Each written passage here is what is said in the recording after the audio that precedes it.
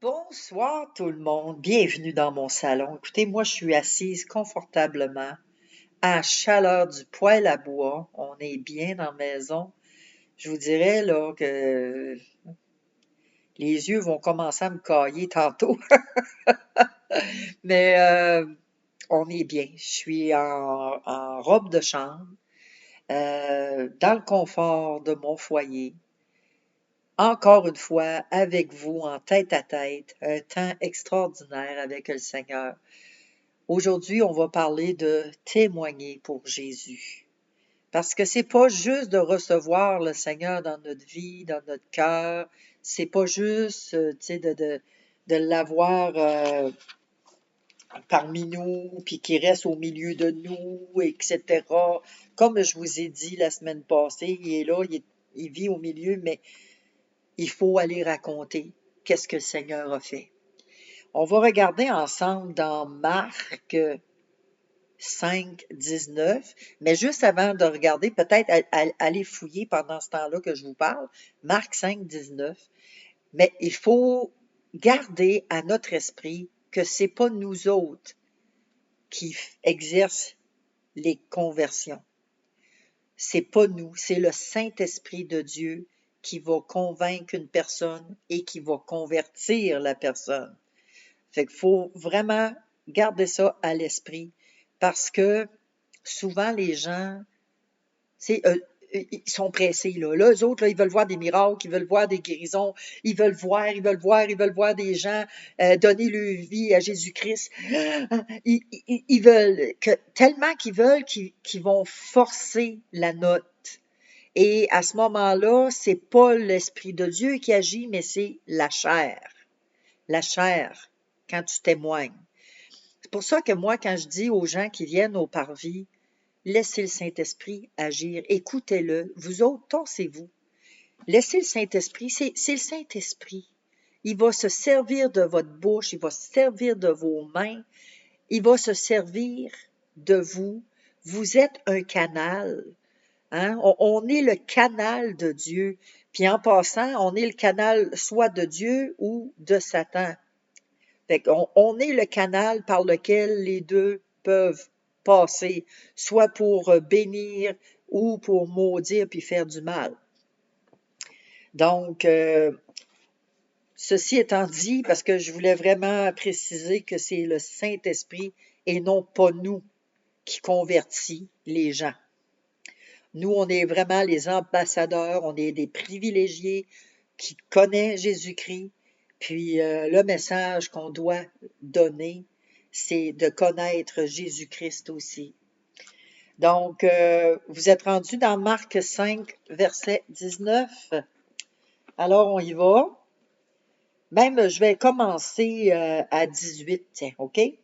Comme il montait dans la barque, celui qui avait été démoniaque lui demanda la permission de rester avec lui. Parce que là, vous pourrez lire cette histoire-là, c'est la délivrance d'un démoniaque. Il était aux prises avec une légion de démons. Et cet homme-là, là, tout le monde en avait peur, il brisait ses chaînes, il se mutilait. Fait que c'est vraiment une belle histoire. Si vous avez la chance, là, lisez Marc 5, lisez-le. Mais là, on va s'arrêter sur ça ici, les paroles de Jésus. Jésus ne le permit pas. Jésus n'a pas permis que l'homme qui venait de délivrer vienne avec lui. Pourquoi? Parce qu'il a dit, va dans ta maison, vers les tiens, et raconte-leur tout ce que le Seigneur t'a fait et comment il a eu pitié de toi. Et pourtant, tout le monde dans sa maison, tout le monde dans le village le connaissait, cet homme-là. Tout le monde savait qu'il n'y avait rien à faire. Le monde en avait peur. Alors, il était connu de tout le monde et tout le monde savait qu'il était aux prises avec des démons, puis que eux, ils avaient peur des démons, là. Ils n'étaient même pas capables, tu sais, de l'approcher tellement qu'il était féroce. Alors, ce qui est arrivé, c'est que Jésus, en lui disant, va chez les tiens, va à ta maison chez les tiens, raconte-leur qu'est-ce que le Seigneur a fait pour toi? Ben, c'était, garde, regardez-moi, là, je suis revenu dans mon bon sens. Regardez, le Seigneur m'a délivré. Ça existe, Dieu, il est vivant, puis Dieu m'a libéré des démons que j'avais en dedans de moi. Regardez-moi, je suis dans tout mon bon sens. Puis c'était de témoigner le nom de Jésus. C'est la même chose pour nous aujourd'hui. Seigneur, ce qu'il nous demande, là, tu sais, j'en entends dire, oh, moi, je vais aller en mission en Afrique, dans les îles Moukmouk, n'importe où. Je veux m'en aller évangéliser. Je vais prendre une gorgée de café, si ça vous dit. Ça me dérange pas. Hmm. Ah, bah, je vais aller évangéliser, puis je veux faire de la mission, je veux être missionnaire. OK. Seigneur, il n'y a pas de problème avec ça. Mais va dans ta maison, va vers les tiens d'abord. Hein? Puis on n'est pas prophète, c'est vrai. Puis le Seigneur, il dit aussi, on n'est pas prophète dans notre pays. On n'est pas prophète dans notre famille. Mais il faut commencer par notre famille en premier. Je suis désolée, mais c'est ça. Il faut commencer par notre père, notre mère. Moi, mes parents, j'ai eu une bénédiction. Sont venus toutes les deux au Seigneur. Merci, Seigneur. Je suis vraiment bénie pour ça. Euh, Après ça, ben c'est ça. Moi, je suis là, je parle du Seigneur à mes sœurs. Ils savent que je suis pasteur. Mes nièces, mes neveux, c'est la même chose. Mes petits-enfants, mes enfants. Toutes les occasions sont bonnes pour parler du Seigneur. Que ça soit bon ou mauvais, il y a toujours une porte que je vais toujours glisser un mot du Seigneur, parce qu'on ne sait jamais le jour où la semence que nous, on déverse en eux, on ne sait pas quand est-ce qu'elle va grandir, cette semence-là. Parce que c'est Dieu qui arrose, c'est Dieu qui fait croître. Et toutes les paroles qu'on va dire ne retournent jamais, jamais à Dieu sans d'abord avoir fait son effet. Fait qu'il faut vraiment commencer par notre famille. Fait que ceux qui veulent évangéliser en mission, découragez-vous pas. Commencez à faire votre test avec la famille. Si vous passez le test, ben Dieu va, va sûrement vous bénir puis vous envoyer. Mais il faut d'abord être un exemple pour notre foyer puis notre entourage aussi. Alors, qu'est-ce que Jésus lui a dit de faire à cet homme-là? Jésus, il lui a dit d'aller raconter tout ce que le Seigneur avait fait et comment il a eu pitié de lui. Mais il l'envoie à quel endroit? Il l'envoie dans sa maison, vers les siens. Pourquoi, à votre avis, Jésus a-t-il demandé ça? Pourquoi? C'est sûr là, que ça travaille. Pourquoi? Parce que tous connaissent sa condition. Je viens de vous l'expliquer avant même de regarder mes notes. Mais tous connaissent sa condition. Et c'était pour rendre témoignage de ce que Dieu avait fait. Tout le monde le connaissait, tout le monde en avait peur. Écoute, il y a des démons, il y a une légion de démons. Je ne sais pas si vous avez vu quelqu'un de possédé, mais c'est pas beau. Moi, j'en ai vu un. J'ai eu l'occasion à un moment donné d'en voir un. C'est un des cousins à ma mère. Il travaillait un été dehors, dans le jardin, au grand soleil. Et puis, à un moment donné, ben, il a tombé puis il a perdu connaissance. Alors là, on est allé, puis on l'a relevé. Moi, je suis allée chercher une grande serviette d'eau froide que j'ai mis sur la tête. Et là, on a commencé à intercéder, mais en silence, là. Nos lèvres bougeaient un petit peu, mais si vous auriez vu le démon qui s'est tordu sa chaise, non! Puis vraiment démoniaque, là. Fait que, tu sais, on a arrêté de prier. Puis moi, j'ai eu aussi l'occasion d'en avoir un. J'ai serré un homme à un moment donné dans mes bras sur le parvis de l'église. Puis j'ai dit, Jésus t'aime, mon frère. Jésus t'aime. Puis j'ai dit, Jésus, il est là parce qu'il veut te délivrer. Non! Puis là, il m'a repoussé, puis on a vu la condition de cet homme. Il s'est en allé presque à moitié nu sur le parvis de l'église. On s'est mis à intercéder pour cet homme-là. On a intercédé et je vous dirais peut-être 7, 8 mois plus tard, le Seigneur me l'a ramené, cet homme-là, mais dans tout son bon sens. Et qu'il s'est passé quelque chose. Il s'est passé quelque chose, je peux vous dire. Et quand je l'ai vu, hein, j'ai dit, tu te souviens-tu de moi? Non, c'est sûr qu'il ne se souvient pas de moi parce qu'il n'était pas dans son état normal. Mais j'ai dit, c'est pas grave si toi tu te souviens pas. J'ai dit, moi je me souviens de toi, puis Dieu s'en souvient aussi. Puis je peux te dire une chose, Dieu t'a pas oublié, puis Dieu il t'aime. Puis Dieu, il t'a vu cette journée-là. Puis là, j'y raconte que je l'avais serré dans mes bras. Puis j'ai dit, c'est à partir de ce moment-là que Dieu a commencé à travailler sur toi. Puis il était vraiment content. On lui a donné à manger. Il est resté. Il y a des gens qui sont allés prier avec lui. Vraiment, j'ai vu un autre homme. Fait que oui, ça existe des démons, mais il faut connaître Jésus si on veut être en mesure de chasser ces démons-là. Si on ne connaît pas Jésus, ils vont prendre le dessus sur nous. Pourquoi? Bon, c'est ça, à votre avis. Comment parlez-vous de Christ aux autres? Vous avez un choix de réponse. Il m'est difficile de parler d'une chose aussi personnelle. Parce que, oui, notre relation avec Dieu, oui, c'est personnel à chacun. C'est personnel. Fait que ça peut être une réponse. Je n'en parle pas à moins qu'on me pose des questions. Ça, c'est mon cas. Moi, je n'en parlerai pas. Les gens me voient aller. Je n'en parlerai pas.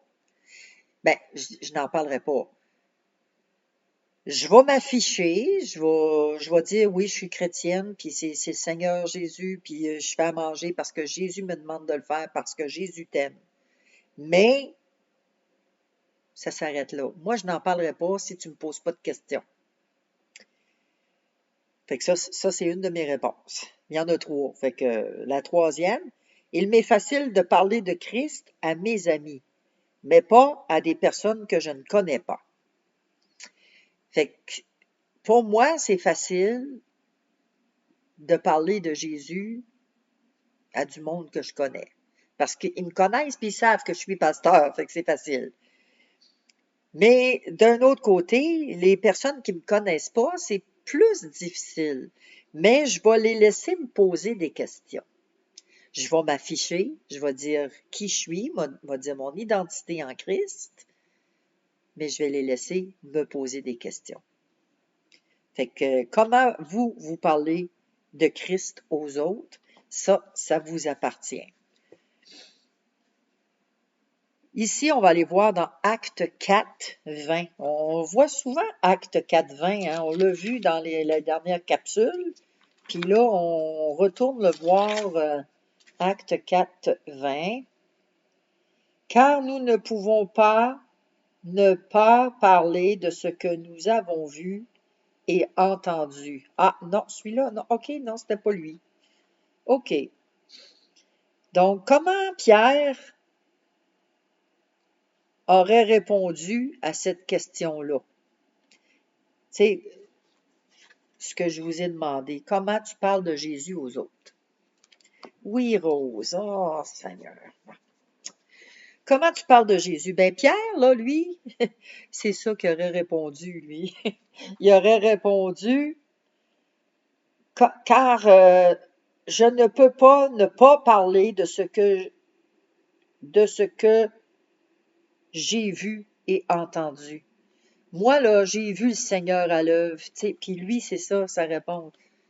Comment veux-tu que je parle pas? Je peux pas rester sans parler parce que c'est trop important. Je l'ai vu.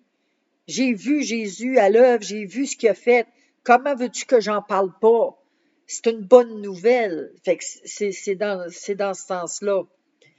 Fait qu'il faudrait que je m'y applique, moi, personnellement aussi, tu sais, à dire, regarde, Hey, faut que j'en parle, là. C'est mon Seigneur et mon Sauveur. Il a fait quelque chose d'extraordinaire à la croix, puis c'est cette attitude-là qu'on doit adopter, qu'on doit prendre. Peut-être avez-vous l'impression qu'il faudrait connaître toutes les réponses avant de pouvoir témoigner avec efficacité. Que devriez-vous partager avec les autres? On va aller voir 1 Jean 1:3. Vous savez, on n'a pas besoin de tout savoir la parole de Dieu par cœur. Oh, ben là, moi, je connais pas les versets, je les ai pas par cœur, j'ai de la misère avec ma mémoire, ça rentre pas, j'aime autant pas, plutôt que de me mêler, j'aime autant pas rien dire. Bon, il y en a plein d'excuses. Mais on va aller voir 1 Jean 1, verset 3. Je suis bien ça, là, parce que je ne veux pas me tromper comme tantôt.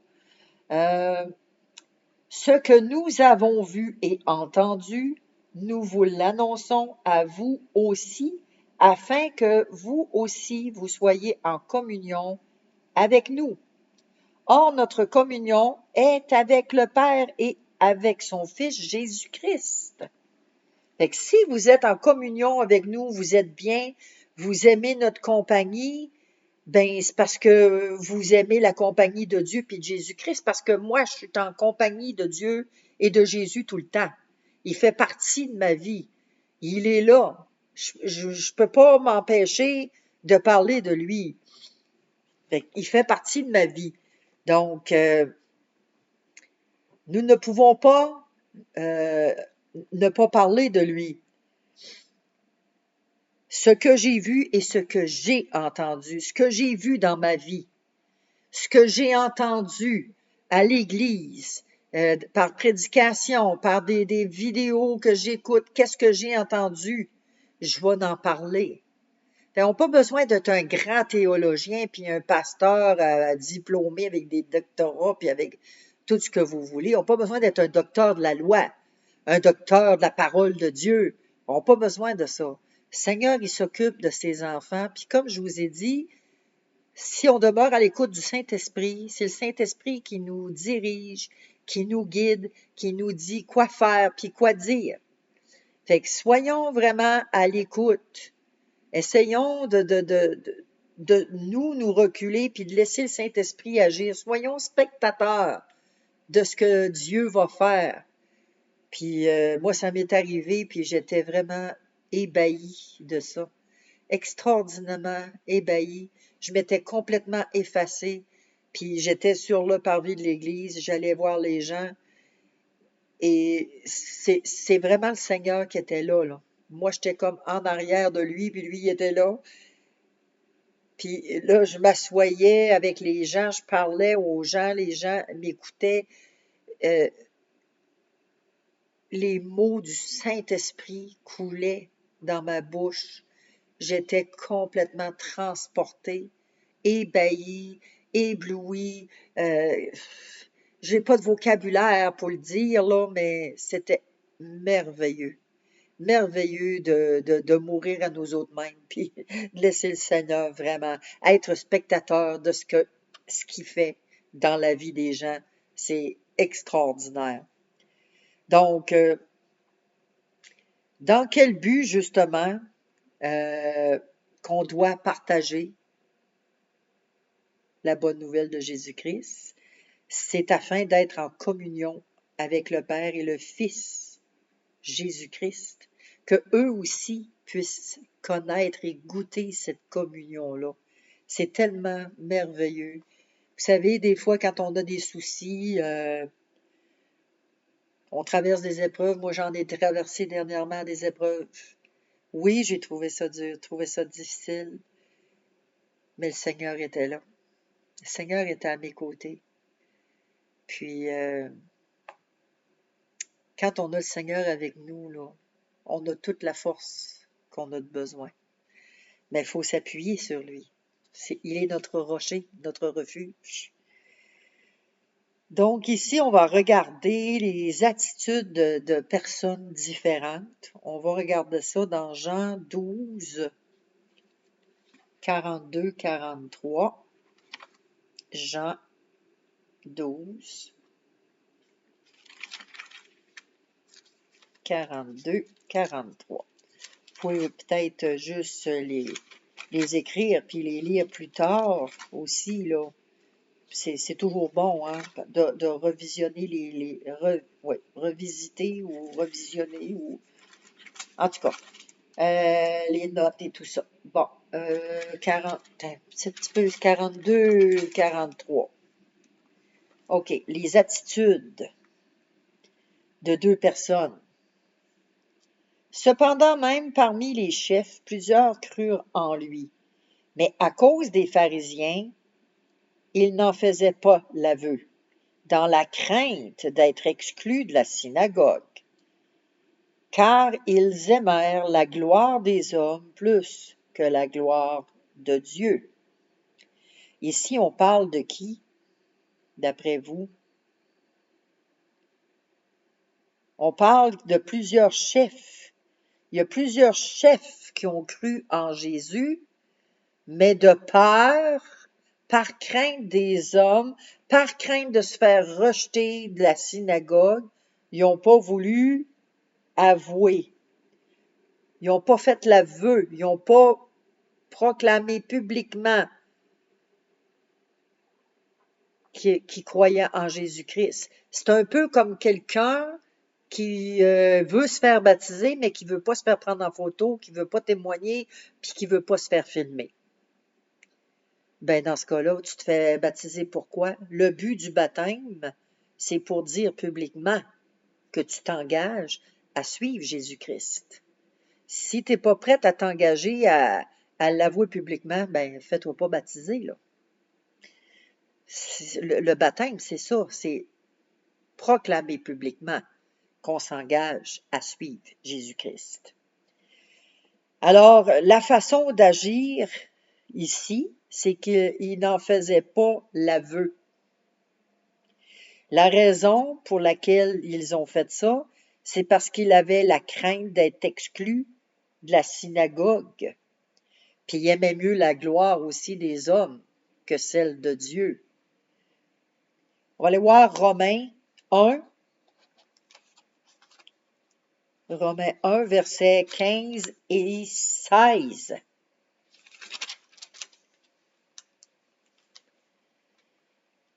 Ainsi, j'ai un vif désir de vous annoncer aussi l'Évangile à vous qui êtes à Rome, car je n'ai point honte de l'Évangile.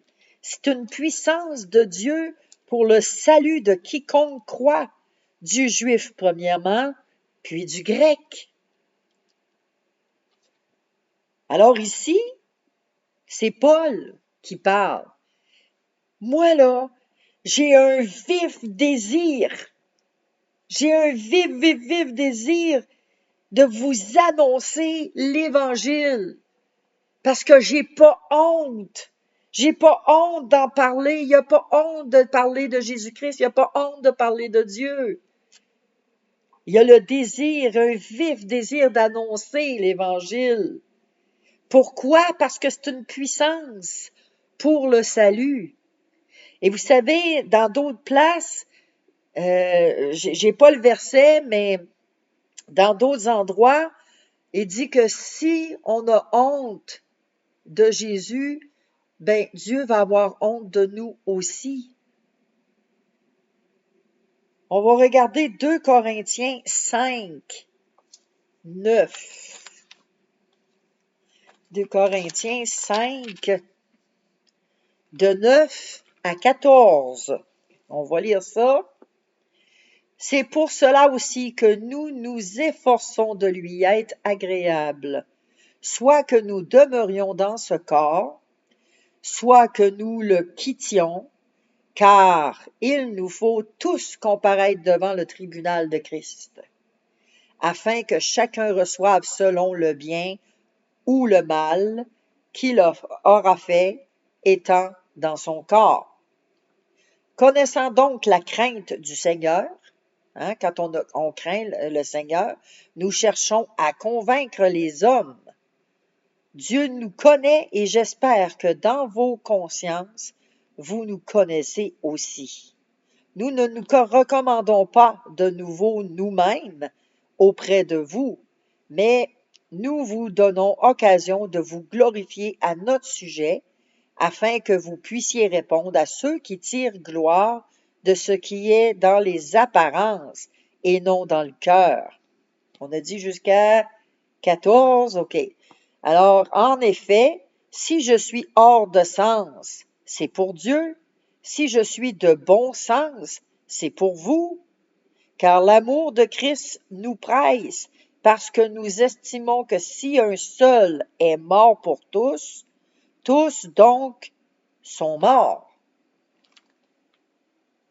Alors, faut mourir à nous autres mêmes.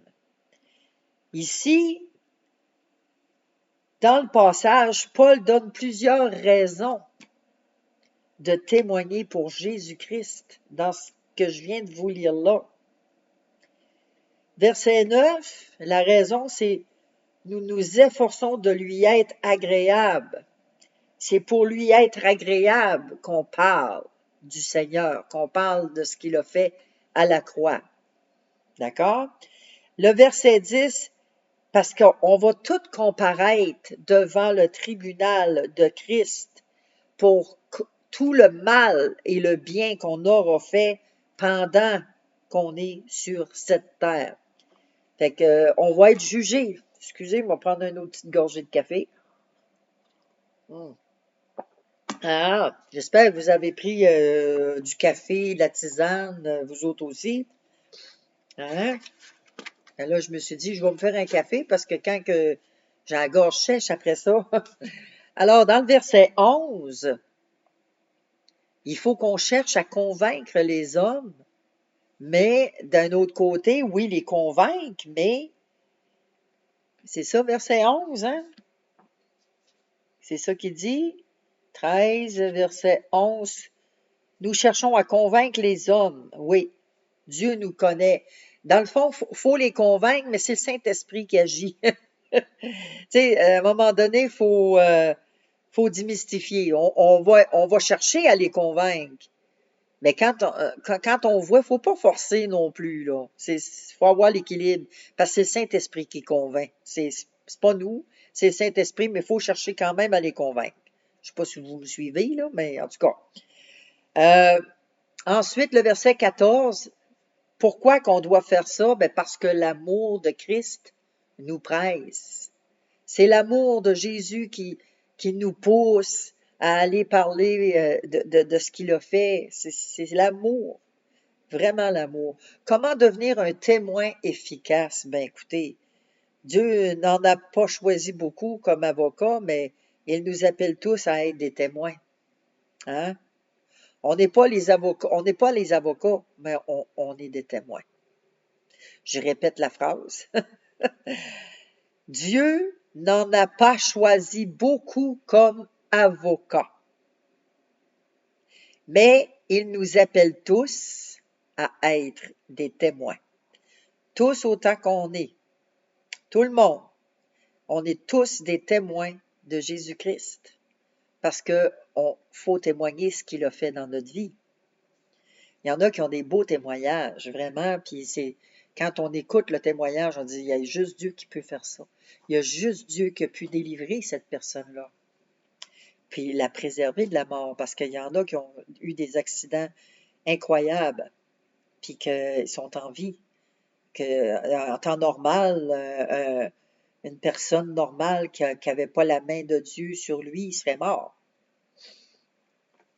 Quelles sont parmi les qualités de l'amour mentionnées dans 1 Corinthiens 13 les trois qui vous aideraient le plus à devenir un meilleur témoin pour Jésus?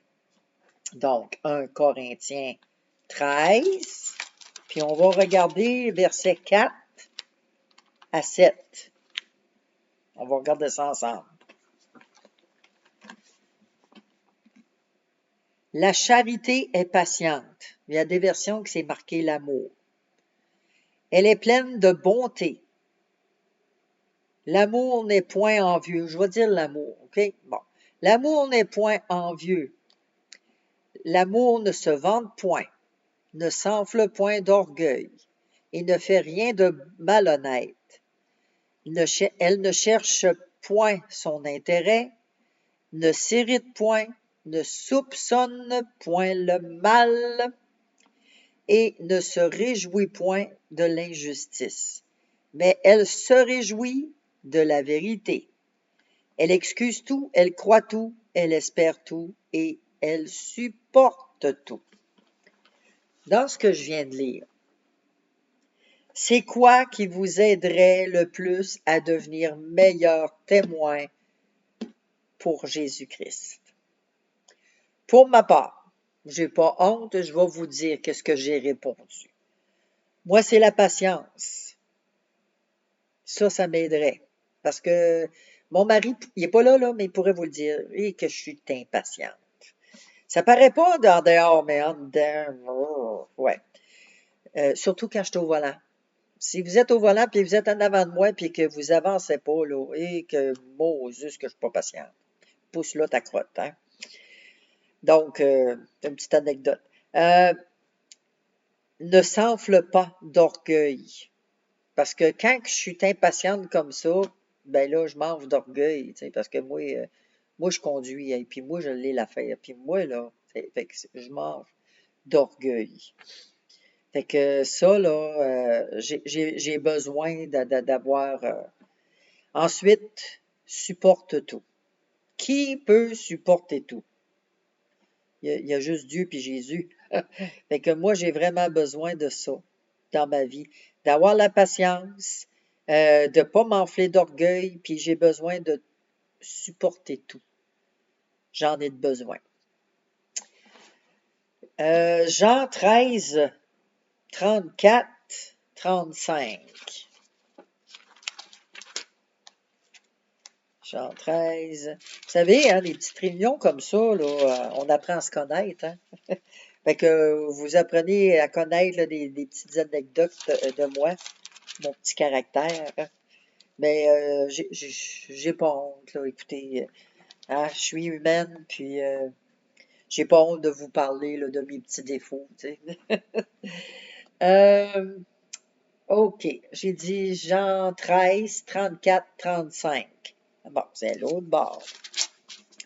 34, 35, on va lire ça. Je vous donne un commandement nouveau. Aimez-vous les uns les autres comme je vous ai aimé. Vous aussi, aimez-vous les uns les autres. À ceci, tous connaîtront que vous êtes mes disciples si vous avez de l'amour les uns pour les autres. Et ça, c'est le petit verset qui est derrière notre carte, à mon mari et à moi. Mon mari avait choisi ce verset-là. C'est par l'amour que l'on a les uns envers les autres. Donc, ici, qu'est-ce que ça veut dire? Ça veut dire quoi pour vous, ça? Nous aimer les uns les autres. Ça veut dire, en tout cas pour moi, pour ma part, de nous aimer malgré nos différences. Voyons, le nez me chatouille. Malgré nos différences, il faut s'aimer. C'est un commandement de Dieu. Le Seigneur nous le demande. Aimez-vous les uns les autres comme je vous ai aimé. Jésus, il n'y en avait pas de distinction, il n'y avait pas de favori, il faisait pas de différence. Il nous aimait. Donc, on doit le plus possible. Je sais que c'est pas facile parce qu'il y en a qui sont pas faciles à aimer. Et il y en a des fois qui sont très irritants. Mais quel mérite on a d'aimer ceux qui nous aiment? Hein? On n'a pas grand mérite. Mais quand on aime ceux qui nous aiment pas puis ceux qui nous irritent, ah ben là, on fait un effort. Tu sais, faut faire l'effort de. Pourquoi, à votre avis, Jésus a-t-il donné ce commandement de nous aimer les uns les autres? Pourquoi? Parce que, effectivement, c'est plus facile de détester les gens quand on a des différences, quand quelqu'un nous fait du mal, quand quelqu'un fait quelque chose, ou moi je l'aime pas à face, juste à y regarder à face, je l'aime pas. Oh, on a un petit problème là. Donc, c'est ça. Parce que Jésus connaît le cœur de l'homme. Jésus connaît notre cœur. Puis il nous demande de faire un effort. Parce que c'est très, très, très facile de détester et d'haïr une personne.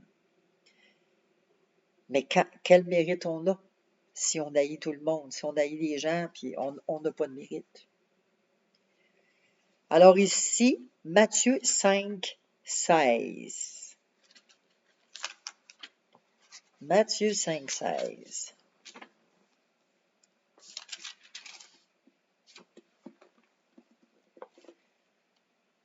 Que votre lumière luise ainsi devant les hommes, afin qu'ils voient vos bonnes œuvres et qu'ils glorifient votre Père qui est dans les cieux.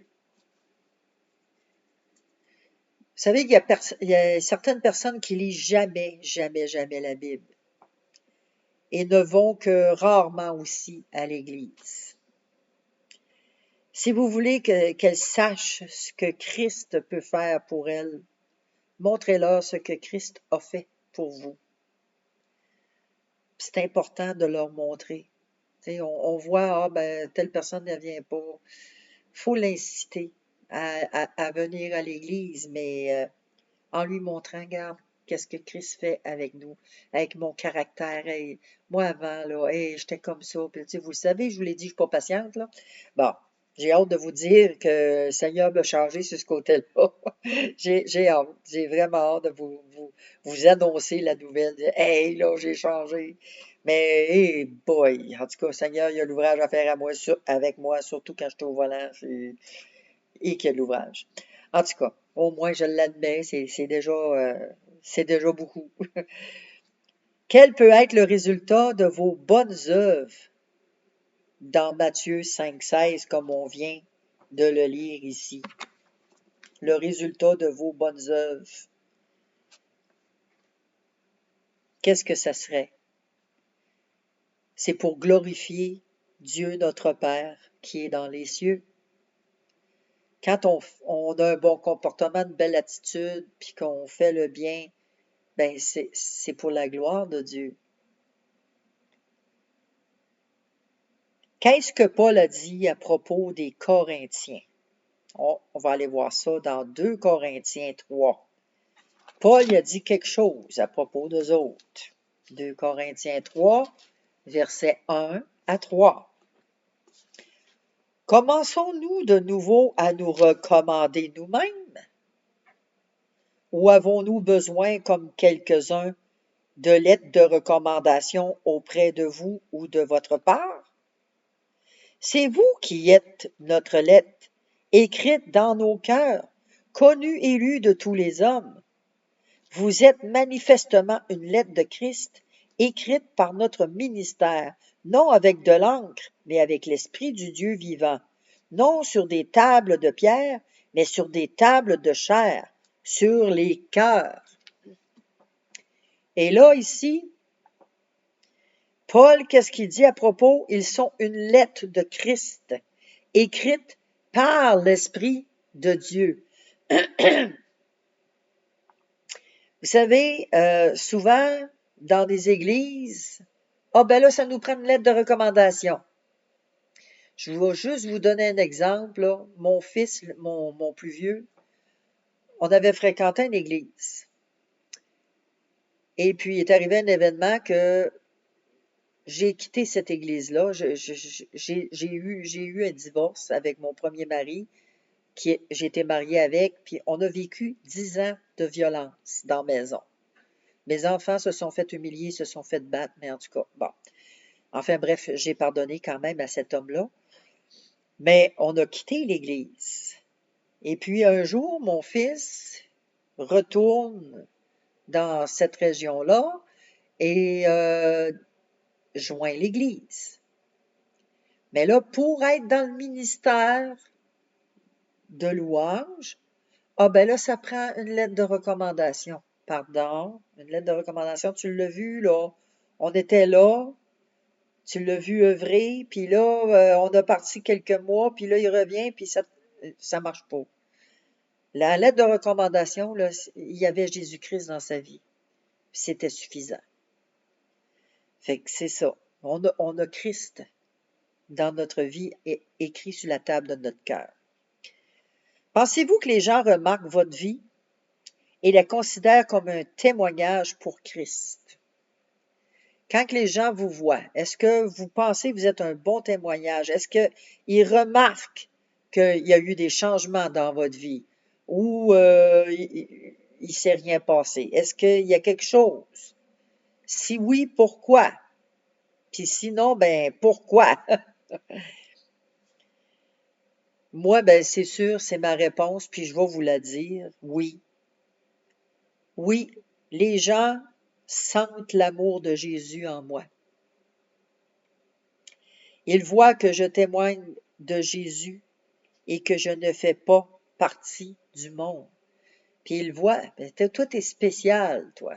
Puis il y en a beaucoup qui me le disent. Tu sais, j'ai du sang indien, hein, la tribu Huron, les Hurons, ça, j'ai du sang indien.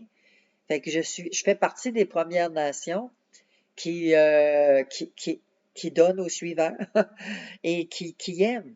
J'ai un cœur qui aime. J'ai un cœur sur la main, je donne, puis les gens ressentent l'amour. Fait que oui, les gens remarquent ma vie. Les gens remarquent, puis ils considèrent ce que je fais aussi.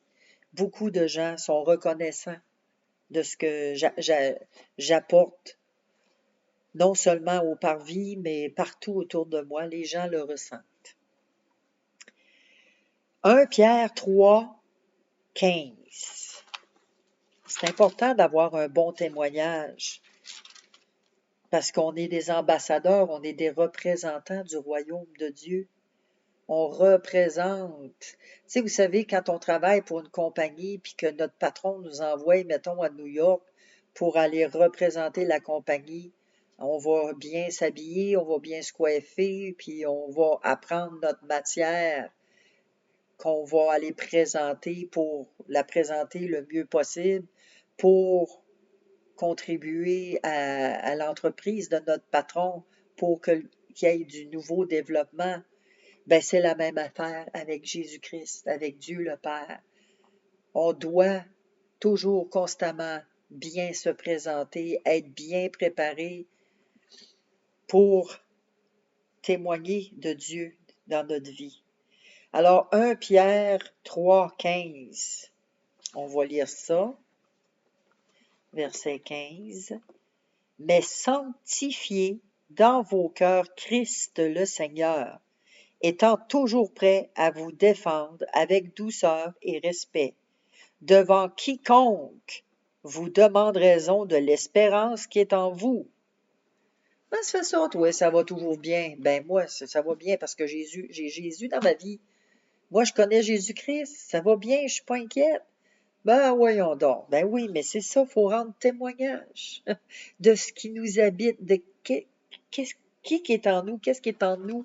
C'est Jésus-Christ. Jésus-Christ.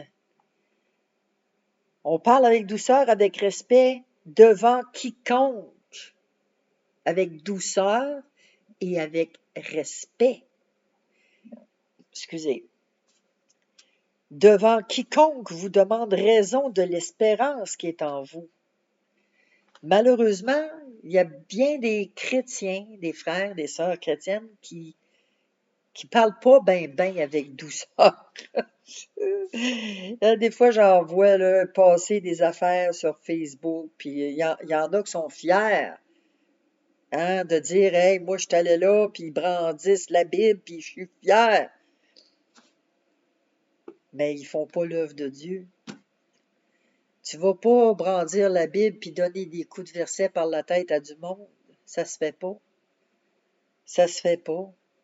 Attaquer une religion, puis attaquer une autre religion, puis ça se fait pas. Mais il y en a qui le font, malheureusement, parce qu'ils ne comprennent pas. Ils n'ont pas compris.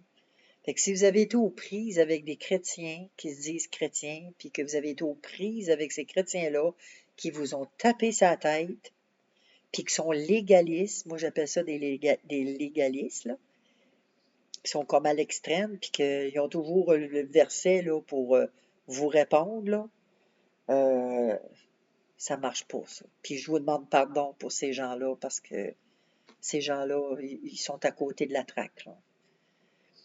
Ici, c'est ça. Le Seigneur étant toujours prêt à vous défendre. C'est le Seigneur qui est prêt à nous défendre. Avec douceur et respect devant quiconque vous demande raison de l'espérance qui est en vous.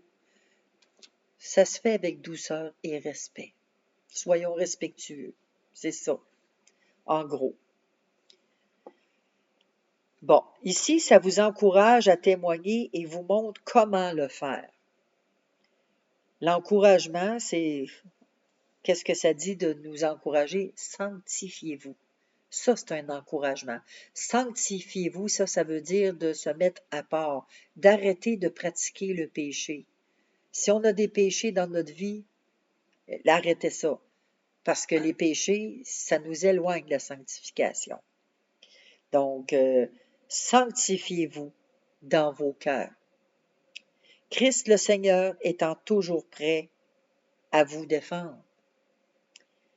La façon de le faire, comment qu'on va le faire, c'est avec douceur et respect. C'est de cette façon-là que ça se fait. Fait que s'il y en a qui vous approchent, là, qui se disent chrétiens, puis qui s'approchent de vous, là, on les voit tout de suite, hein. Ceux qui ont pas vraiment le Saint-Esprit, excusez-moi, j'en prends une autre petite gorgée de café. Heureusement, j'ai réduit le café. J'en buvais, là, mon Dieu. Ça, c'était ma boisson, là, favorite. Je pouvais en boire une dizaine de tasses par jour. Puis là, voyez-vous, là, c'est ma deuxième. J'en ai bu une ce matin. Puis là, c'est ma deuxième. Puis ça va s'arrêter là. Donc, dans 1 Corinthiens 2, 4 à 5, ça énumère des faits importants au sujet du témoignage pour Christ. Fait qu'on va aller voir ça. On a dit 1 Corinthiens 2, 1 Corinthiens 2, versets 4 et 5. Et ma parole et ma prédication ne reposaient pas sur les discours persuasifs de la sagesse, mais sur une démonstration d'esprit et de puissance, afin que votre foi fût fondée non sur la sagesse des hommes, mais sur la puissance de Dieu. En d'autres mots, si on paraphrase ce que je viens de lire, le message qui a été annoncé ne reposait pas sur la persuasion de la sagesse des hommes. Parce que l'homme, là, se croit sage, mais aux yeux de Dieu, l'homme n'est pas sage, il est fou. Puis l'homme qui est fou aux yeux des hommes est sage aux yeux de Dieu. Mais c'est ça, de la persuasion de la sagesse des hommes, mais sur la puissance du Saint-Esprit, afin que votre foi soit fondée sur la puissance de Dieu. Parce que c'est pas par nos propres forces, dit le Seigneur, mais c'est par l'Esprit du Seigneur. Donc, c'est annoncé, le message a été annoncé que ça ne se reposait pas sur la persuasion de la sagesse des hommes. L'aveugle que Jésus a guéri n'avait que peu ou pas de formation. C'est vrai, hein? Dans l'ancien temps aussi, il n'y avait pas beaucoup qui avaient des instructions. C'était rare, les gens qui pouvaient se bénéficier d'études puis avoir de l'instruction, c'était rare. Et pourtant, il a pu raconter son expérience avec simplicité. Fait que, tu sais, vous savez, des fois, ouais, mais moi, j'ai pas beaucoup d'instructions, j'ai pas beaucoup, j'en connais, moi. Ah, j'ai quitté l'école trop tôt, j'ai pas d'instructions, j'ai pas de vocabulaire, j'ai pas rien, je peux pas rien dire, je suis rien, je vaux rien. Wow! On en entend souvent, moi, j'en entends des fois, je dis, tabarouette. Ah, arrêtez de vous diminuer, arrêtez de vous de vous manquer de respect, parce que vous manquez de respect quand vous dites ça. Jean 9, 25. C'est vrai, tu sais, on n'a pas tous des niveaux d'études universitaires, là, mais on est tous capables de témoigner, on est tous capables de parler, peu importe. Des fois, il y en a qui ont des langages, tu sais, c'est pas des mots de vocabulaire trop élaborés, mais on parle avec la simplicité du cœur. J'ai dit Jean 9, verset 25. Il y en a qui sont déjà rendus, hein? Vous avez écouté? Alors, il répondit, s'il est un pécheur, je ne sais. Je sais une chose, c'est que j'étais aveugle et que maintenant je vois. Ici, l'aveugle, là, il n'y avait pas de théologie, rien, puis il a pu raconter son expérience avec simplicité et force.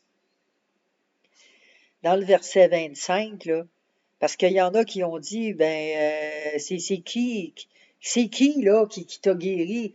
Je ne sais, parce qu'il était aveugle, il ne voyait pas. Jésus, il l'a guéri, puis il est parti dans la foule.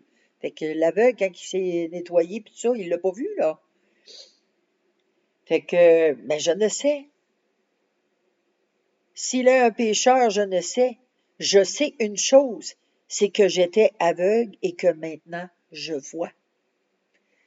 Fait qu'il essayait de lui faire dire que Jésus, c'est un pécheur. Puis, s'il n'est un pécheur, je ne sais. Je sais une chose. Là, j'étais aveugle, puis là, je vois. Pouvez-vous avoir un témoignage semblable à celui de l'aveugle guéri? Que diriez-vous?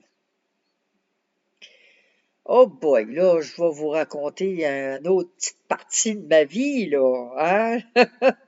Vous êtes bénis, vous avez de l'avantage sur moi, là, parce que moi, je vous raconte. J'étais très, très, très orgueilleuse, même prétentieuse. Oh que oui. J'étais égoïste. Et moi, avant de connaître Jésus-Christ, toi, tu as besoin de Jésus, mais pas moi. La personne qui me témoignait, là, pour elle, j'étais la dernière sur sa liste qu'elle a accepté le Seigneur. Parce que j'étais tellement imbue de moi-même. Moi, là, je l'avais l'affaire. Puis moi, là, regarde, toi, tu as besoin d'une béquille, tu as besoin du Seigneur, tu as besoin de ça, toi, là, regarde, tant mieux pour toi. Moi, j'ai pas besoin. J'étais comme ça. Et oui, j'étais de même. J'étais morte, sans vie, carrément. Je m'en allais en enfer, carrément. Et maintenant, je vis par Jésus-Christ qui m'a sauvée. Parce que finalement, cette personne-là, c'est vers elle que je me suis tournée. Parce qu'elle était un exemple. Puis on doit être des exemples, puis persévérer, de ne pas abandonner, parce qu'un jour, les personnes à qui on parle vont revenir, vont dire, parle-moi donc de ton Dieu. Parle-moi-en. Comme moi j'ai fait, cette personne-là me témoignait, et c'est vers elle que je me suis tournée. Amen. L'histoire de Paul, bien qu'il ait souvent été en prison, hein, on sait, Paul il était toujours enfermé en prison pour avoir prêché l'Évangile. L'apôtre Paul n'en continuait pas moins à raconter l'histoire de sa conversion à Christ toutes les fois qu'il en avait l'occasion. Vous savez, des fois, là, le témoignage, là, c'est juste raconter votre vie. Comme Paul. Paul il disait, moi, j'étais un persécuteur. Moi, là, avant, là, je tuais les chrétiens. Moi, tous ceux là, qui croyaient en Jésus-Christ, là, je courais après eux autres, puis je les tuais. Je les décapitais. Il racontait son histoire. Puis il dit, à un moment donné, il dit, un jour, je m'en allais justement sur le chemin de Damas. Puis le Seigneur m'a visité. Il m'a demandé pourquoi me persécutes-tu? Fait que juste notre témoignage de vie, ce que je vous ai raconté tantôt, comment est-ce que j'étais très égoïste, que maintenant, ben, le Seigneur m'a changé. Merci Seigneur.